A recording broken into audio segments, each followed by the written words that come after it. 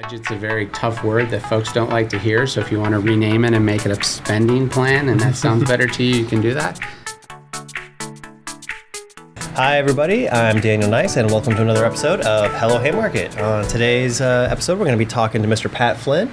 He's a top agent here in the Keller Williams brokerage and much more experienced than me. And what I wanted to bring him on board today to talk about is getting your financial house in order. A lot of the times when I'm having a conversation with a new client, someone who's interested in buying some real estate, they want to go get a loan, but they don't have their own household's finances in order. And so you're just asking for trouble trying to get a loan when maybe things are out of whack. So I wanted to bring him on today to kind of give some advice, some experience on how to do that, how to get your house in order. So Pat, thank you so much for bringing yourself in today. Great. Thank you, Daniel, for having me. All right. So maybe if we could start off by giving us a broad overview. What do we need to think about when we're thinking about getting our financial house in order? So I think it's important to just know where you're at, almost like a scorecard, and just kind of grade yourself. Like, in different areas, where do you score? Like, and not the expectation you're going to be perfect the first time you do this, and not even perfect probably the last time you do it. And I just think, what areas could you work on? What areas could you improve on? And as you chip away, that over time is what will build long-term wealth. And it's all about being consistent and being aware of it. And sometimes at the beginning, you'll have to look at this once a month. I think you'll get to a place where maybe you could kind of briefly look at it once a month and then maybe a little bit more in-depth once a quarter. Yeah. And I think people should at least look at their numbers at least once a quarter to kind of stay on track for their goals. Okay. So where would we start? So I think credit cards is probably the number one item. A lot of folks have credit card debt, and it's really the score is going to be if you're paying them off on a monthly basis and you're not actually carrying that debt. So that would be a good score. And then the other side of that spectrum is going to be if you're just over your head in credit card debt. And the advice I'd have for people, if you're over your head, there's a strategy I used when I got out of college. I had a lot of credit card debt. And the strategy I used is I looked at the credit cards I had, and you don't pay the highest balance. Where you start is you pay the credit card with the highest interest rate. So the first thing I'd advise is to call the credit card companies, try to negotiate the best rates you can, and then figure out what your monthly budget is that you can put towards all of your credit cards.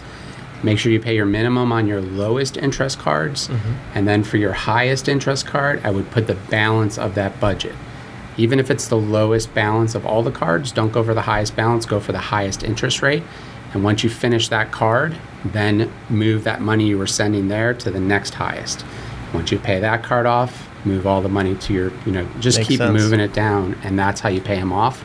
It's not about the balance, it's about the rate you're being charged. Yeah, that makes you talk about the rate you're being charged, and it makes me think of something I did like 5 or 6 years ago where I had a bunch of unfortunate, stupid credit card debt. And so what I did is I had a vehicle of mine, and what I did was I went to the bank and I asked them, hey, can we take this vehicle and secure my debt to that instead? And my rate went from like 16% on the credit card to like 4% on the vehicle. Right. And I just started making structured payments on it.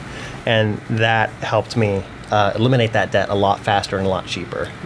Yep. So totally on board with that. So what would be next after we tackle debt? So if you own a home, your mortgage would be one, and or if you have a car payment. Again, similar strategy where you're just looking at ways to pay towards that debt to pay it down. One trick that I use currently with our mortgage is we do bi-monthly payments. Little caveat with the bi-monthly is make sure that the mortgage company that the servicing company actually applies those bi-monthly payments as you pay them. Some of them want to hold it in escrow and still pay it at the end of the month or at the beginning of the month. But bi-monthly payments will actually pay your mortgage down quicker. It's the same as if you add an extra payment once a year, which is another strategy. It's just hard for some folks to make a double payment in any given month. Yeah. If you can afford to do the double payment, just make sure you pick the same month every year. Yeah. And again, a lot of times that can shave off 7 years to your 30-year mortgage. Yeah. So it's a way to aggressively pay off a mortgage over a long term. Yeah. And another one would be the auto debt as well, right? People who have those huge car notes. Correct. Because I'm sure you have too. You've had clients, I'm sure, who have come to you getting ready to get pre-approved for a home purchase. and then they drive up in a brand new car. How would purchasing a car affect their chances of getting their mortgage pre-approval? It affects a lot. Furniture, cars, all those big kind of ticket items. A strategy you can do is if you've paid off your car loan, what I've done in the past is I will actually continue to pay myself that car loan payment. That's smart. And by the time your car is at a point where you need a replacement car, you should have enough money in the bank to just go buy a car with cash. It is one of the best feelings in the world to just negotiate the deal. They think you're getting a loan, and then you say, how much do I need to write this check for? And you just write them a check, and you walk out the door, and you don't have a car payment anymore. That's brilliant. I love that. So then what would be next? So next, now you've paid off your credit card debts. You've paid off maybe not your housing debt, but you've paid down, let's say, that car payment. Now you got to start looking at reserves. So I think it's really important to prepare for a rainy day. I think the first goal you would have is to figure out what your monthly budget is, obviously for your business as well as your home, and at least have 1 month of reserves for both. You want to have 1 month of just emergency money for your household, and then 1 month of reserves for your business as well. And you get to a point where you have 3 months in both, and if you can get to a point where you have 6 months, you're pretty secure. I mean, your fort has a pretty good sized moat around it, and you are pretty well protected for almost anything that could happen. Yeah. So, and things do happen. Things do happen. Okay, so you've got the reserves. Now what are we looking at? So I think in combination with all of them, you're looking at how you spend your income. So they say you should live within less than 70% of what that income is. So again, I know budget's a very tough word that folks don't like to hear. So if you want to rename it and make it a spending plan, and that sounds better to you, you can do that. But I think you want to try to live within a 70% or below in terms, and then the rest of it, you're looking at doing investments, savings, charity. So when I got married, my wife and I, we set our budget to 60%. We put 20% away in investments. We did 10% aggressive, 10% conservative. We put 10 away for charity that we could use.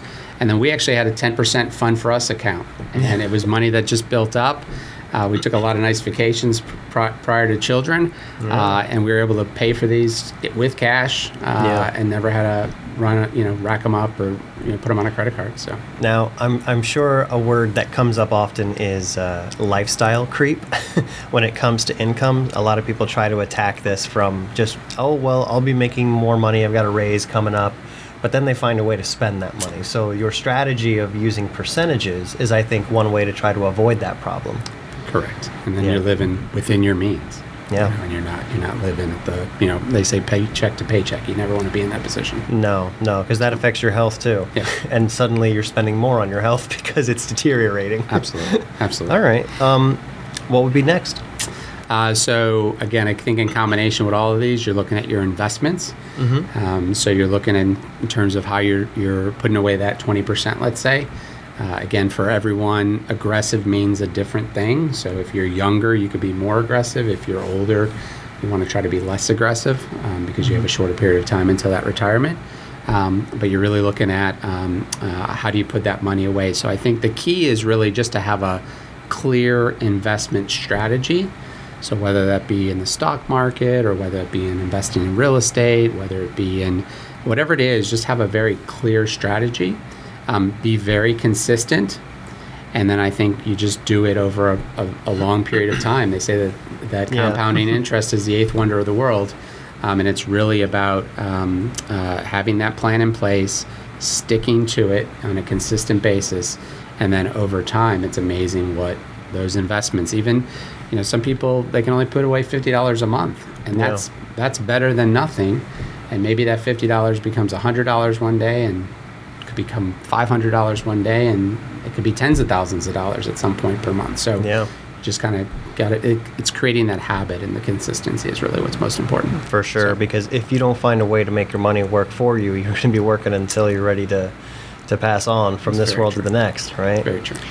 For those of us, those listeners who are perhaps more business-minded and they're not just making a W-2, is there anything else you wanted to add on the investment subject? Yeah, so I actually wrote a note on this. So with a self-employed person, they say that there's 3 ways to create wealth. So one is that you make money from your business and then you in turn invest it.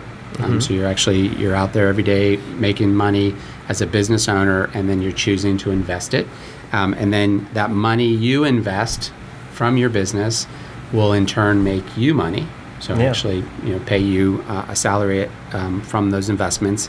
And then the final is really when you look to exit your business and you sell it. And again, for every business, it's different. If you're a dentist, you may be selling a list of relationships.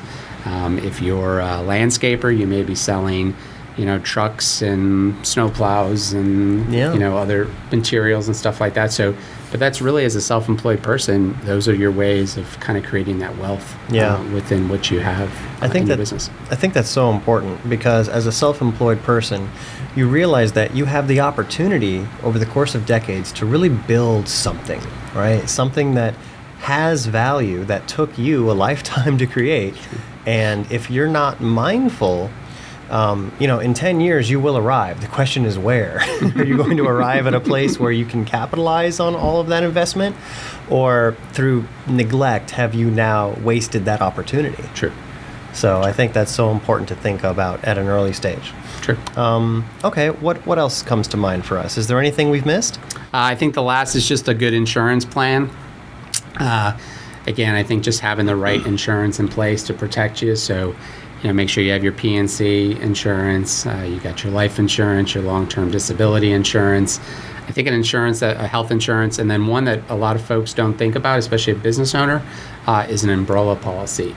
So an umbrella policy is pretty inexpensive insurance, and it just kind of protects your entire, nest egg, or your wealth, your net worth. So again, I think having an umbrella policy over everything, and that changes as your net worth grows. You need to update that umbrella policy to protect you for the right amount. And then if you don't have a will or a trust in place, you're in trouble. So I really think that, if you're 20 years old, you should have a will or a trust in place. So you never know what could happen, and you want to be able to decide what happens when you're not here. Yeah, I don't remember the real number. I think I heard something like 400,000 people die a day. It's some crazy. So no one ever expects it to be you today, right? Nobody wakes up and says, today's well, maybe there's someone. But for most of us, we don't wake up and say today's the day. Right. But it's best to be prepared, because if the worst should happen, we don't want to be leaving behind a mess for our already bereaved family to try to struggle through, right? We want to be able to leave them a gift. That's true. And it just takes a little bit of discipline to set it up, right? And to maintain it. You don't want to be neglectful of these things. Right. Pat, did you come into all this knowledge just, full sprung from the head of Zeus when you were born? How did you come across this? Self-learner from a standpoint of finances weren't talked a lot about in my house growing up. I think my parents definitely lived paycheck to paycheck, and I took note of that. I've always been a number junkie. I actually have had a budget since I was 16 years old. I love that. So I've been doing this a long time from a standpoint of just for myself. I'm passionate about teaching others. I have a son who's in college now, and really teaching him about things, because I know a lot of my trouble started when I was in college, because you go to the department store and you get a gift card from the mall, from a store, because they're offering you 10% off, and you think this has got to be a good thing, and over time that's the worst thing that you could do, and you just there wasn't an education on that growing up, so a lot of it's just self-learned. Books. I think where you were coming from with having it not take place in your household is so common. There's so few households out there that I think pay attention to this, and even if they're paying attention to it between the parents, they're not necessarily imparting that onto the kids, except perhaps through their example. And so I think conversations like these are important, and the foundation, it's what they say in sports, right? It's the fundamentals that win games. True.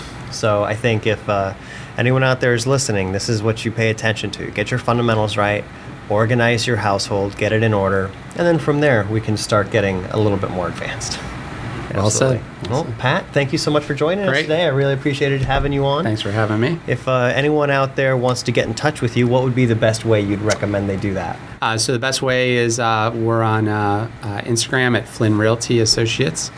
It's probably the best way. And you can email me at patflynn@kw.com. It's the best. Perfect. All right. Well, thanks everybody for watching another episode, and I'll see you guys next time.